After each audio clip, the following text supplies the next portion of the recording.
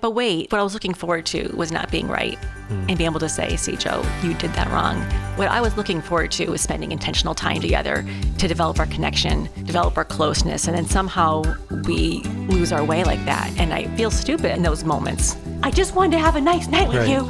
And I think one of us gets hurt, then the other gets offended that the other gets hurt. In all of the good times and even the trials, through tears and through laughter, yeah, I know that I'll smile when I think of you. Smile for the things you do. Smile, God gave me you.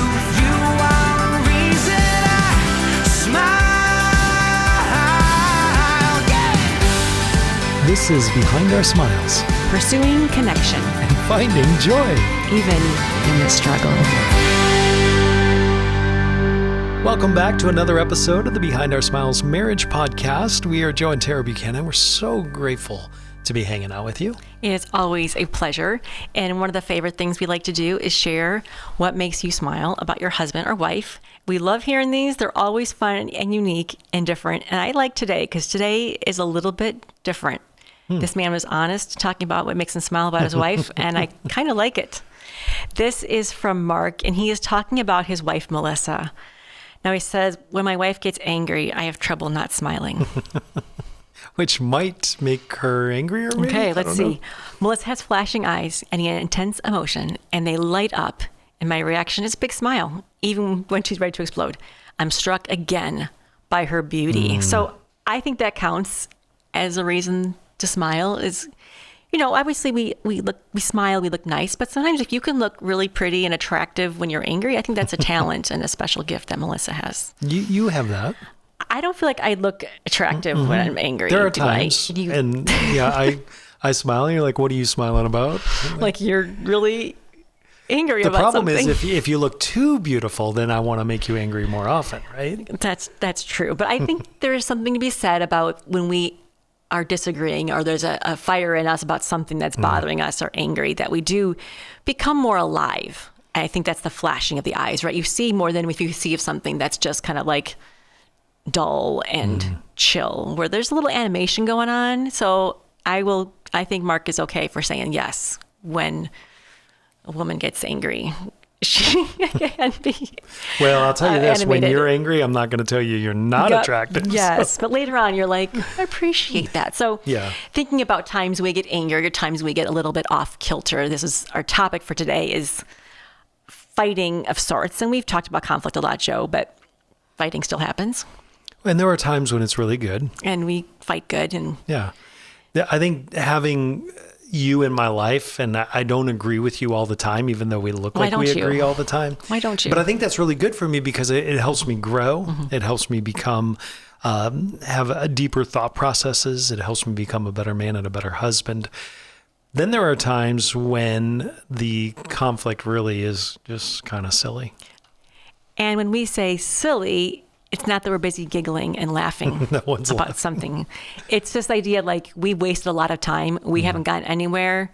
And I think when I look at it, I'm going, we're actually not even fighting for anything. We're fighting against ourselves. And I don't know if you've been there, but it's almost like the argument has no purpose but to divide. It actually, instead of helping us grow and pulling us together, it actually divides us. Well, in a silly argument, I'd say we're not laughing, but in some ways we have some level of joy in pushing each other away versus pulling us in. And so it's silly because like, wait a minute, like I want to be close with you. And I think this is what I feel like has happened in our marriage before, where I really want to spend time with you and I really want to be close to you. Like that's my desire. And I think about our podcast, Joe, we talk about pursuing connection. Okay, that's what we're about. We're going to pursue connection. But we find ourselves in a place where let's pursue connection. Let's be close together. And then we find ourselves doing things that make us like opposite connection. Yeah, we almost sabotage ourselves, right? So like, you get either caught up in some little detail, like, okay, where are we going to eat, right? And you end up with some kind of huge thing and going, wait a minute, the whole point of this was to spend time together. Now we're like saying, forget it. I don't want to go to dinner with you. And at the end of the day, we're like, wait a minute, that was ridiculous on us that we let some little disagreement. And usually it's a matter of like, I'm right and you're wrong.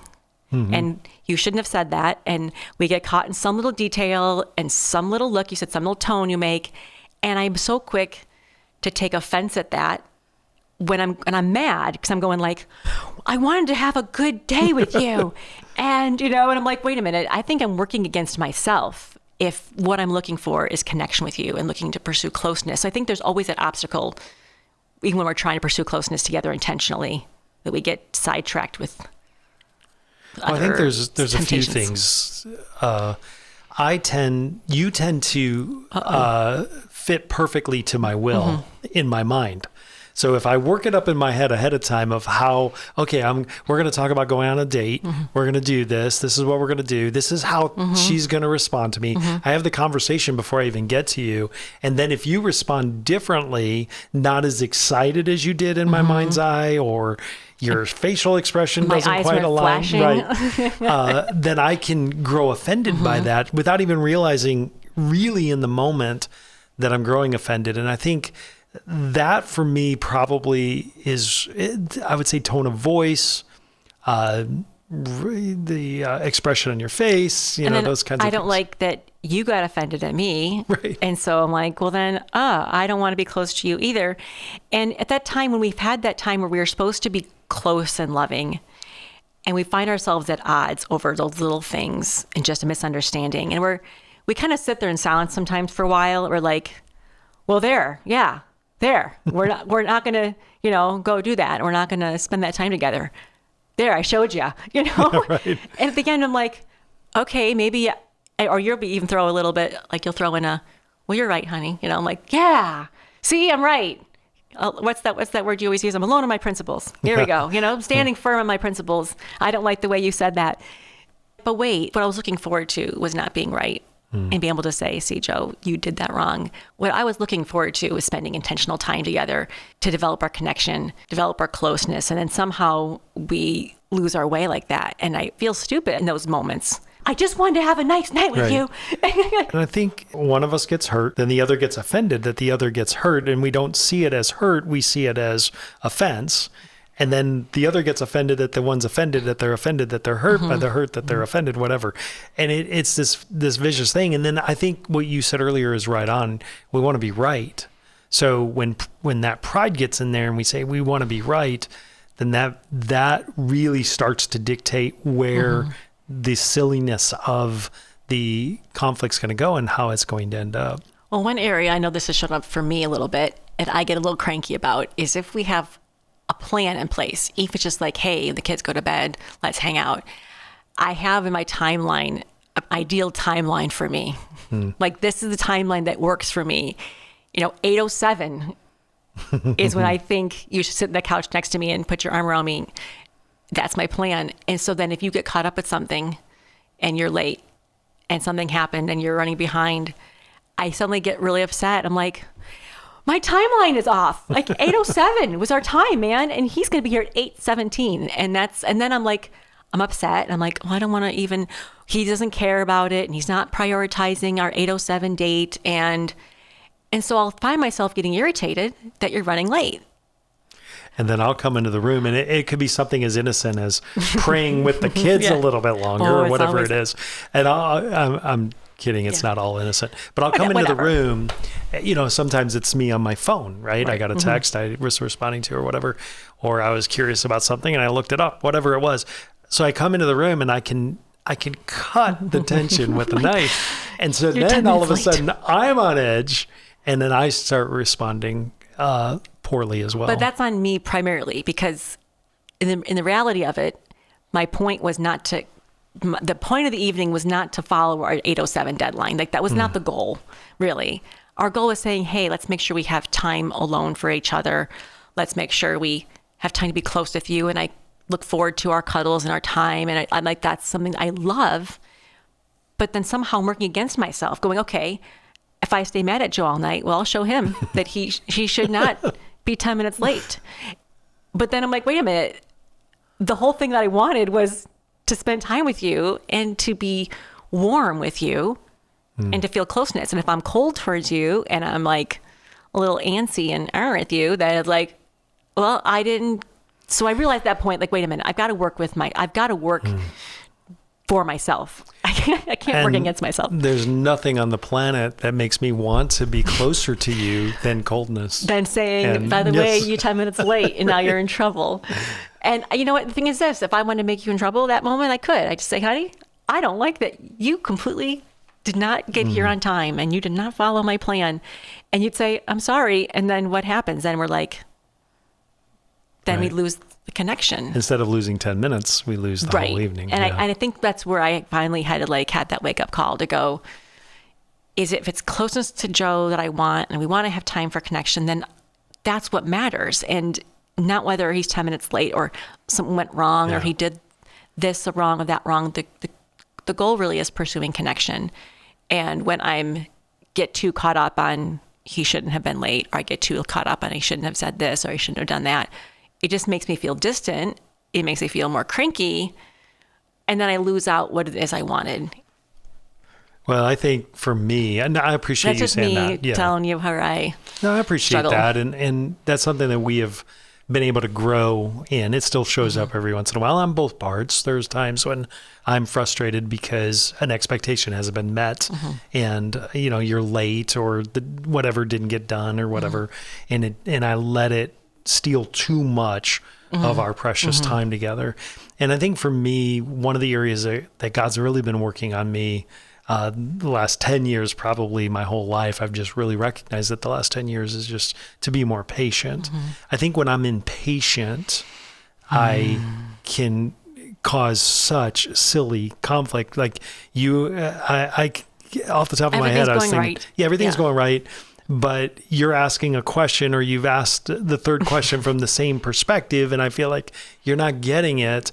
And then I start to grow impatient with why you're not getting it for whatever reason, whatever we're talking about, or we're talking about the same thing where I feel like we've been talking for too long about the same thing. We're going to a second podcast here, honey. I can grow impatient, but that leads to those silly arguments. And where God's been working on me is in 1 Corinthians 13, obviously one of the more popular quoted, but love is patient, love is kind. And so when I start to grow impatient, I've been thinking about that idea that love is patient. But I would say impatience for me is a big one. If I start to feel impatient, I can really get kind of snarky and short and offensive and all those things. Yeah, cultivating that sense of patience, and that same thing for me. It's like, and that's the thing, it's partially patience, or partly desire to control, to go, okay, this is how the timeline has to be, instead of saying, yeah, obviously we do set times and we do carve out chunks of time, but not to the level maybe that has to be. And we both have a general idea, hey, this is our time together. And sometimes we're 5 minutes behind or 10 minutes behind, and that's fine. But I think I let myself get too irritated at that when I'm going, no, the point isn't let's find ways to be irritated with Joe. If I wanted to do that for a date night with myself, I might be able to have a good time for a little while and say, let me think of all the things that irritate me. However, that would not accomplish my goal if I want to say, I want to be close. But I think it's also my responsibility to lead with, hey, I know you were counting on me to be here at 8. I'm sorry, it's 8:10 or 8:20 or whatever it is. And that I've noticed that does help if I lead with that instead of immediately being offended that you are offended. You know what I mean? I can lead with I'm sorry. But I think part of it is that I do get, we can get too easily hurt. Our feelings, sometimes I take things personal that aren't meant to be personal. A facial expression, a tone, back to that. But sometimes I take offense to that too quickly instead of being patient in it and allowing it to breathe a little bit. Well, I think if we're talking a different topic too, if we're going to spending intentional time together, there's a vulnerability involved too. Hey, I want to be close with you. So sometimes that environment even does maybe make those parts of us come out a little bit more, because we know we don't want to be rejected, and okay, are you really in a good mood or not? Because I don't want to share with you something deep if you're not. So I think sometimes a intentional date time, or hey, this is our time together, can bring out the worst in us, even though we're saying, let's spend time together, let's be close, let's do all this kind of thing. And then we're like, but why are we irritated then? And then you look back and be like, what in the world happened? That's silly. Like, what? How did our night go this direction? And so I think we've learned some things on how to practically put some things in play to get us out of that trap when we start Yeah, that's a trap to to say, notice just it, yeah. hang on to your principles and let And him know. by the way, that comes from what that movie thing is you it? do is the movie Yeah. where I forget the guitar player anyway. He went up to his room because he was upset about something. He said, yeah, he's going to go write that hit song Alone with My Principles. Yes. So that's kind of where that comes from. Because it's true. Do you want to be alone or do you want to pursue I connection? have my principles, Yes, but I'm right. alone with them instead of Right. in relationship. And I think the first thing I kind of think to myself is, okay, what were my intentions? What is it I want? And if the first thing I want is, again, for Joe to know how he's wrong, that's great. Like, I can get that if I want that really badly, but that's going to be in conflict with what I want is saying, I want to be close with you. So I think sometimes if I find myself in that irritable zone with you, I can just say, you know what?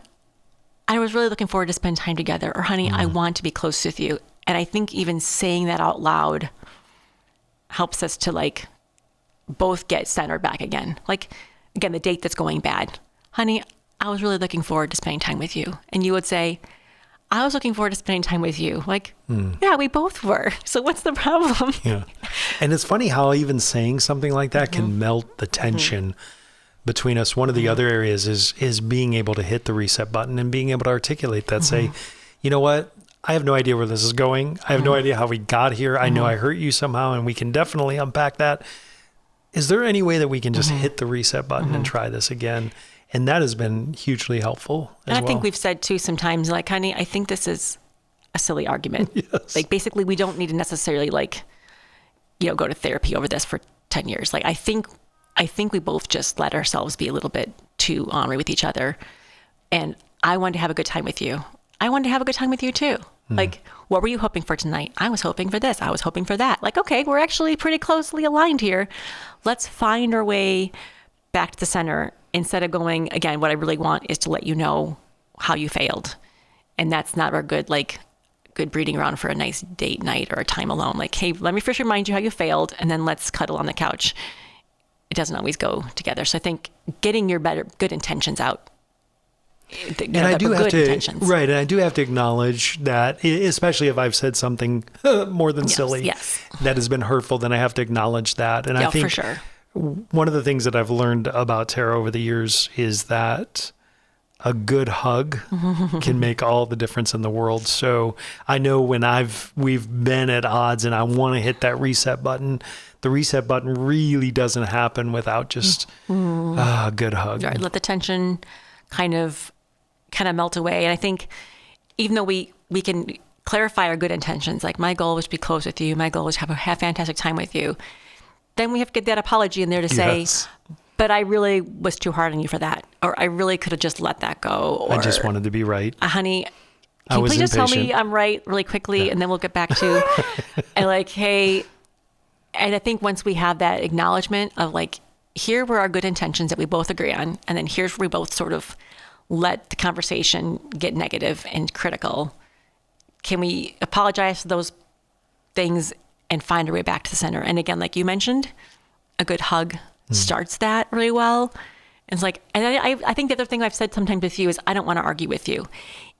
Even though I do want to argue with you, like I do, but I kind of tell myself, wait, no, I don't want to argue with you. Like that's not necessarily fun. It can be, but not always. Another time, another place for that argument. Yeah, this may not be for everyone, but for me, a secret weapon is eye contact. It's so interesting. I can be alone in my principles, and I can be mad about it or frustrated about it in the sense that I want to be right. I'm impatient, all of those things. But when I make eye contact with you and I see you as a person and not a problem, it does cause me to melt in the sense of, wait a minute, this is not what I want. I don't want to be at odds with you.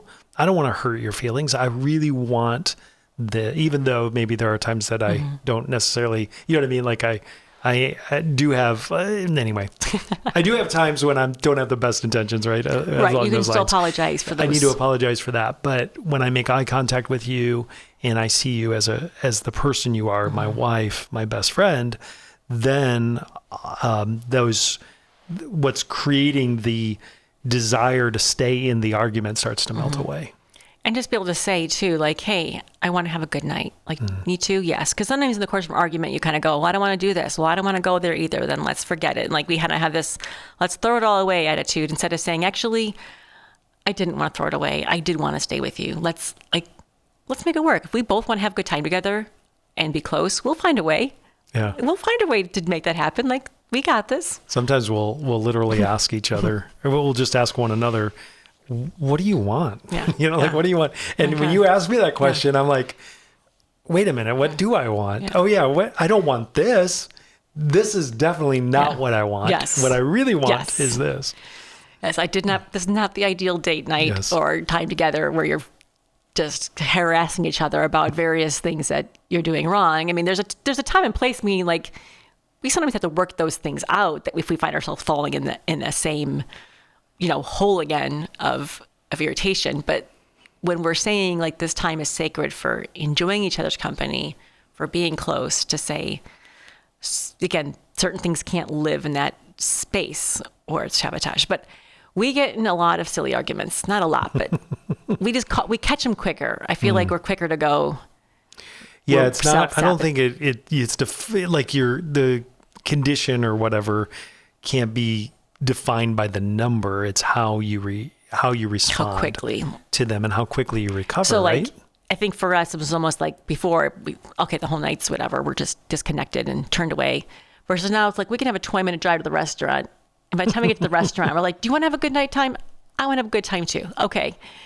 And we back it up and we get past it quicker. And I'm really sorry. And I forgive you. And yes, away we go.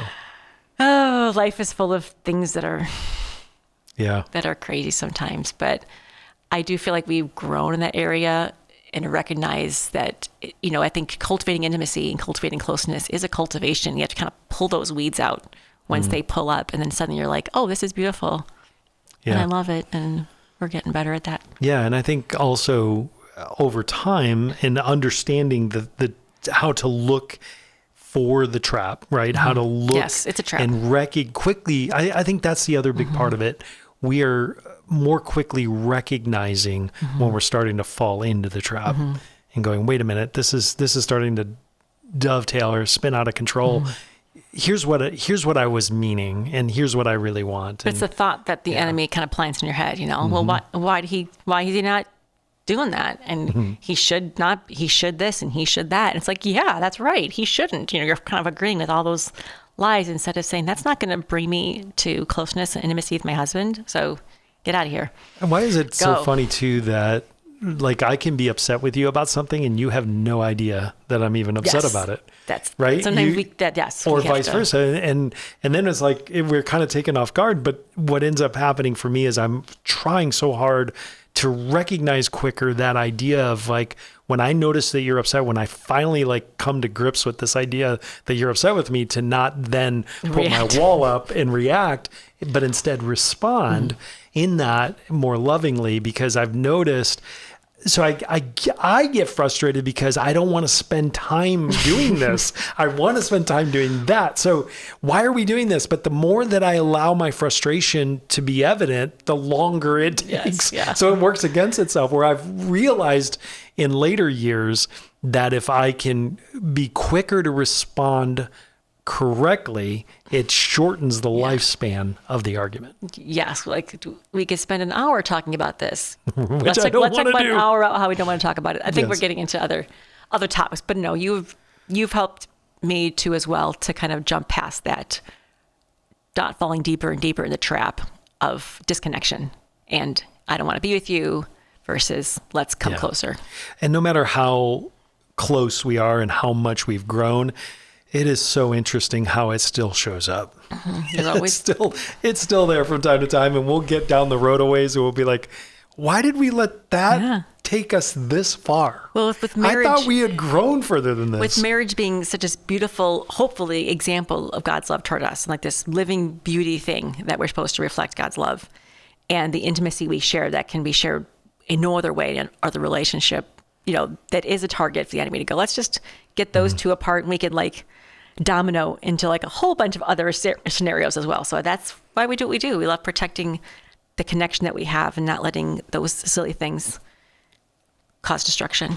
So we'd love to hear from you. Have you had a silly argument recently? What do your silly arguments look like? Do you resonate with some of the things that we've said? Or any date night fights? Yeah, maybe yours are the same or a little bit different, but we would love honestly love to hear from you, and you can email us anytime. Tara, T-A-R-A, at behindoursmiles.com. Would also love to know what makes you smile about your husband or wife, even when they're mad at you. What makes you smile Maybe about you like him. Maybe make you smile when they are mad at you. Yeah, again, you can email us, Tara, at behindoursmiles.com. Thanks for hanging out with us again this week. We'll see you again next time.